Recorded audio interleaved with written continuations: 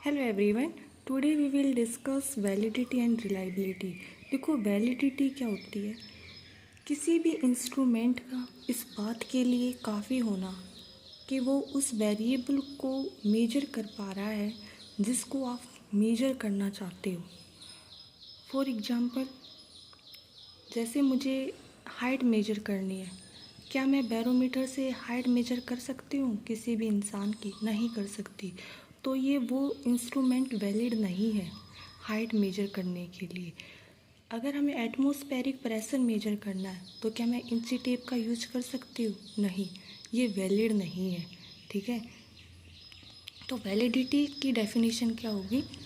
It refers to the extent to which an instrument accurately measure what it is intended to measure।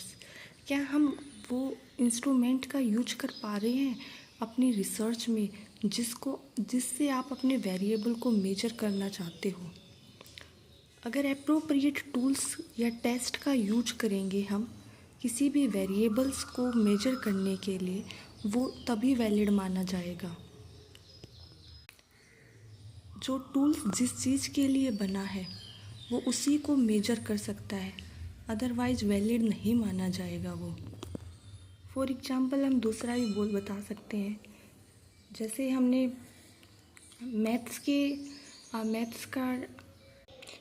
के बारे में पता करना है कि स्टूडेंट्स को कितना समझ आ रहा है या नहीं, और मैथ्स की जगह मैं इंग्लिश का क्वेश्चन पेपर दे दूँ तो ये वैलिड नहीं होगा ना। सेम रिलायबिलिटी क्या होती है? देखो, it refers to the consistency of an instrument in measuring something, कि वो इंस्ट्रूमेंट बार बार वही रिजल्ट दे जो आपने एक बार रिजल्ट उसने मेजर कर लिया। क्या अब वही बार बार सेम कंडीशन के अंडर में वो सेम रिजल्ट रिपीटेडली वो दे रहा है या नहीं दे रहा है? वो तभी रिलायबल माना जाएगा अगर वो सेम रिजल्ट बार बार दे रहा है।